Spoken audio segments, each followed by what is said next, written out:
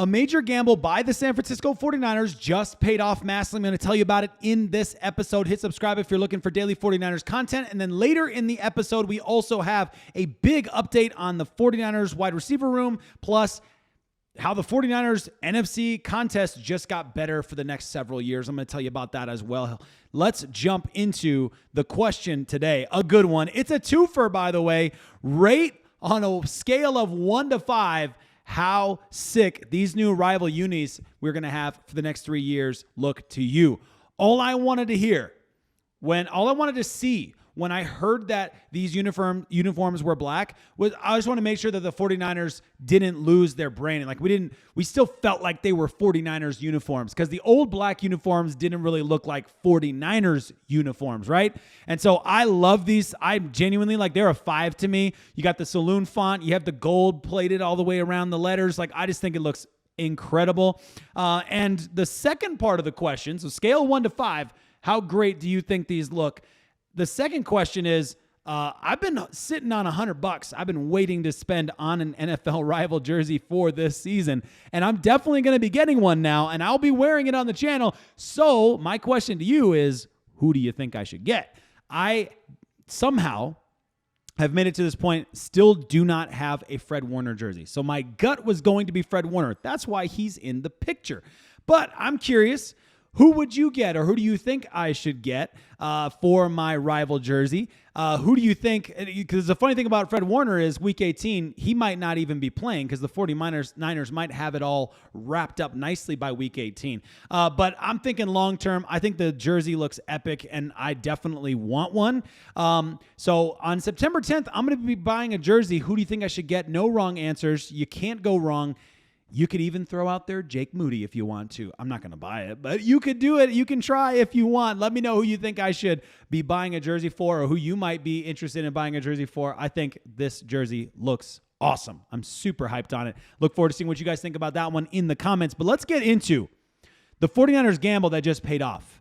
Plus, again, later in the episode, we've got some wide receiver news, how the NFC contest just got better. So I'm going to get into that stuff too, so don't go anywhere. But let's start with the fantastic injury situation the 49ers have definitely gambled on. They could have gone out there and brought in more talent. They could have made bigger moves. We just saw a massive move happen today. But the 49ers have chosen to not gamble and to look at these injury situations. At one point, 22 different players are injured this offseason, this training camp. And the 49ers said, we like the projections. We like where we're going to end up. And it's been paying off. We've been getting a lot more players back than we've had getting injured in the last 2 weeks. That's good. And we have more coming back today. This from Matt Maiocco today at practice. Dominic Purdy continues to appear to be making good progress as he tracks toward being in the 49ers starting lineup in week 1. Wide receiver Jordan Watkins also looks good in his rehab too. Both of them, I have heard, both through different sources, both of them are going to be close to week 1 returners or week 1. Dominic Purdy is expected to be on pace for week 1. And then Jordan Watkins is the numbers originally looked like he wouldn't be ready for week 1, but now people are thinking he's going to be ready for week 1. I want to say Matt Barrows is the one, but I don't want to quote him if I'm wrong. So I'm just going to say somebody. I can't remember, someone I trusted. But Upton Stout came back. Mykel Williams is back. We're seeing these guys in training. That's awesome. Super, super good for the 49ers to have these guys back. The 49ers are looking better and better on the injury front. And that gamble that they took, saying we're going to rest on our laurels here, we think these guys are going to be back in time, we think it's all going to work out, is looking pretty great right now. I think it's paying off massively. Second piece of very interesting news out of the day. The rumors are true. John Lynch confirmed today on KNBR that the 49ers are, in fact, in talks with Kendrick Bourne, recent free agent out of New England, of course, and obviously former 49er who stands out for me on that 2019 team. Kendrick in 2019 was tied for most touchdown receptions that season with George Kittle. 5. Okay, I get it. It was only 5 touchdown receptions. But for a guy who only had 30 targets, roughly 30 targets, I don't know the exact number off the top of my head, and about 350 yards, to have 5 touchdowns on those 30 targets, that's not too bad. 1 in 6 passes to him ended up in the end zone. That's cool. One of the wildest things about that 2019 team, do you know how many wide receivers, I should say how many receptions, for touchdown happened? How many different wide receivers? How many different receivers caught the ball in the end zone? Do you know how many? I looked it up today because I was kind of curious thinking about that 19 team. Jimmy G threw 27 regular season touchdowns that season. And these are all the players that caught a touchdown. George Kittle, Kendrick Bourne, Emmanuel Sanders, Debo, Dwelly, Pettis, Mostert, Juice, Wilson, Breida, Coleman, Goodwin, and Richie James. 13 different receivers caught a touchdown that year. Why do I bring that up? Because it's incredibly applicable to the situation the 49ers are in right now with Jauan Jennings. Jauan Jennings did not practice again today. So this is another day where I feel like we've already passed, for me, what would have been that hard line of like, dude, if you want to play in week 1, you want to get a deal done, you want to like move forward, it would be ideal for you if you're physically able. We don't totally know, but it's sure looking a lot more like contract stuff the way things are going right now. If you're physically able, dude, you got to be on the practice field. He wasn't even on the sidelines today. He wasn't even seen by any of the reporters that I follow. So that's incredibly concerning. Hey guys, the season is back, and you might want to make your football watching experience a little more interesting this season with DraftKings Sportsbook. Whether you're interested in the spread or you're excited about that anytime TD opportunity with your favorite player, football is back, and you don't need to look any further than DraftKings. My partners over at DraftKings just upped the ante for you. New customers can sign up today, place a $5 bet, and get $300 in bonus bets just by using my promo code STSF. This weekend, there are going to be some epic matchups. Who are you going to be watching? Who do you feel like is destined for a massive game? DraftKings Sportsbook has you covered with everything from futures to same-game parlays. They have you covered before the game and live right in the middle of the action. The next great touchdown is coming, and if you're looking for a place to make it a little more interesting, sign up today with DraftKings Sportsbook, place a $5 bet, and get $300 in bonus bets using my promo code STSF.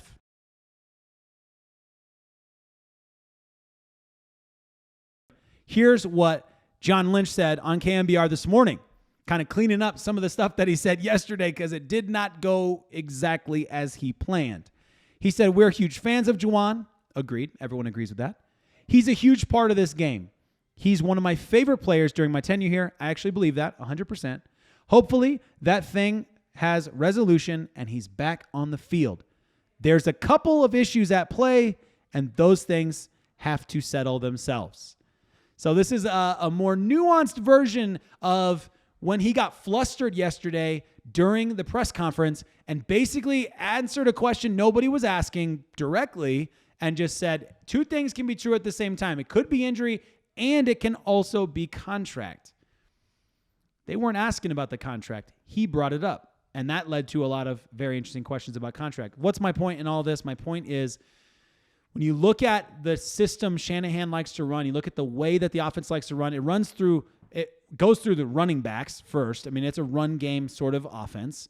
And the way that the ball is distributed through the air is through a lot of different people.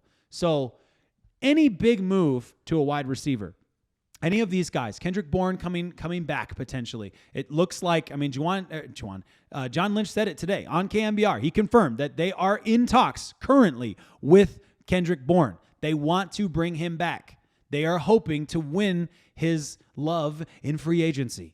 And in looking at that and looking at MVS, who's on the practice squad today, but don't sleep on him. He and several other practice squad guys could absolutely be players that there are multiple times during the season you can have guys come up from practice squad and play a role. And I expect the 49ers to do that with him multiple times this season, especially if Jauan Jennings is not healthy. So as far as I'm concerned, when I look at this situation, I think that Jauan Jennings has lost basically all of the cards left he can play. The only thing he has left now is if, knock on wood, somebody massive like Ricky Pearsall or someone, knock on wood again, just knock on wood a third time because, I don't want to mess up the first knock on wood. The situation is if Ricky Pearsall gets injured, then all of a sudden Jauan Jennings has more leverage. But that is the only way at this point I see the 49ers getting in any worse situation from Jauan Jennings' contract point of view. I think whatever's on the table, dude, if there's anything on the table still, If I'm Juwan Jennings, I'm taking that deal right now because I don't think he has any leverage left, and I don't think I would sit around and wait and hope at this point. It is interesting the way that he has been contrasted by guys like Brandon Aiyuk and how they've been interacting with other wide receivers. It does worry me a little bit because Juwan Jennings is such a culture piece. I don't know what's happening behind the scenes. We don't know what the locker room looks like, but I am concerned that there's going to be a negative effect on the locker room. That worries me. One more thing we got to talk about before we go today. Oh, my goodness, guys. So you know about this. I'm sure you've heard about it because if you have a phone, you probably had 15 notifications about it like I did. Cowboys are trading 3-time All-Pro Micah Parsons to the Green Bay Packers. He's 26 years old right now, so this might not be his last big contract, but this could very well be his last big contract. But Parsons and Packers already reached an agreement on a 4-year, $188 million contract. Incredible numbers right there, by the way. That's $47 million AAV, which blows the AAV market out of the water. No surprise there, at least for the position grouping. Let's see here. Negotiating the record-breaking contract that includes $120 million fully guaranteed. I saw $130 on another post, so I'm not 100% sure, but I'll take Schefter at his word for now, at least, until I see otherwise. A guaranteed signing, which makes Parsons the highest-paid non-QB in NFL history. This situation, I think, actually could very well be a lose-lose trade. Both teams might lose in this trade. Hear me out. I'm not just like blowing smoke. I know. 49ers fan, I'm biased. I get it, whatever. But when I look at this, firstly, I'm seeing Cowboy fans freaking out. And they have good reason to be freaking out because he is their guy. He is the best player on their team, probably the best player they've had in multiple decades. And I kind of get it. Is 2 first-round draft picks enough for the best player you've had in 2 decades? Is 2 first-round draft picks enough for a guy who just exploded the AAV market? There is a team willing to pay him that money. Maybe the Cowboys weren't, but there is a team that was. Do the Cowboys actually trust? Let me rephrase. Do Cowboys fans actually trust their organization to get enough value out of those first 2 picks to make up for what I think is probably the best player they've had in multiple decades? I don't know. And on the Green Bay Packers side, of course, fans are going to be hyped about the player they're getting. No argument there. You have an incredible player in Micah Parsons. Good for you, Green Bay, in that sense. But this is a win-now kind of move, and I'm not sure the Green Bay Packers are win-now ready yet, and definitely not in the NFC North. This is the toughest division, I do believe. I know this sounds crazy to say this, and I've been wrong before, basically every time I've ever believed this, but I do believe that you're going to see a much better Chicago Bears team this year under Ben Johnson. I think that they're going to be a tough team. I think the Detroit Lions have some concerns with how many coaches they lost, but this is the first time they've had to go through that. And we saw the 49ers go through that multiple times and bounce back. So it's not outside of the realm of possibility that the Detroit Lions continue picking up where they left off. So I'm definitely not, down on them quite yet. I do think they have an uphill battle, but I don't think that the Detroit Lions are just done.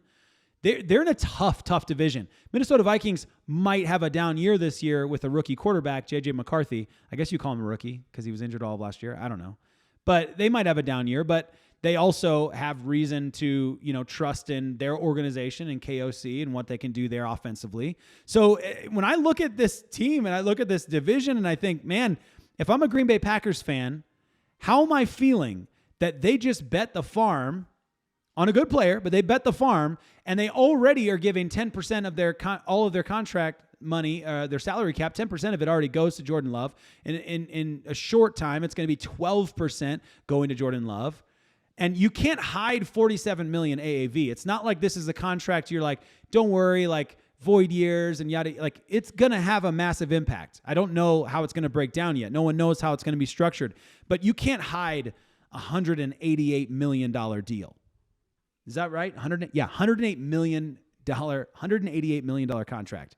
So it's the dude's guaranteed $120. That's a hefty contract, and they're betting on the salary cap continuing to move in the direction it has, and that's not a guarantee. If I'm a Green Bay Packers fan, I'm feeling really good about the player coming, but I would definitely have some concerns of giving draft capital, a lot of draft capital, not as much. I mean, I still feel like the Cowboys got fleeced on this deal, let's be honest. But they're still giving a lot of draft capital for this player. And the capital adds up, but does the resource allocation long-term make the most sense for the team they're trying to build? Because I would be concerned about that, the Green Bay Packers, because they just made a massive business decision.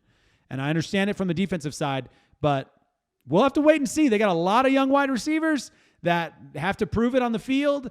Jordan Love has had good seasons and bad. So there's, I don't know. I think this could really break into a really good situation for the 49ers when you're looking at the NFC contenders outside of the Philadelphia Eagles. You've got a lot of teams with a lot of question marks around them. And I think that we just got new question marks for the Cowboys, although I'm not expecting to see them in the playoffs. And we got new questions for the Green Bay Packers in terms of their long-term planning and how these massive contracts are going to affect their deals going forward.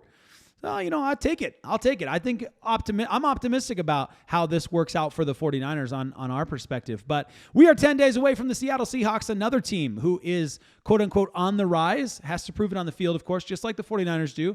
But they're on the rise, and so it's going to be really interesting. This game is probably going to be one of the most telling games from both sides of the football, from both teams. It's going to be one of the most telling games we've had in a very, very long time as 49ers fans, in my opinion. I just think this is going to be super, super interesting to see who rises to the occasion, who's set up, who's able to pick up the scheme, and how good are the Seahawks actually? How good are they really?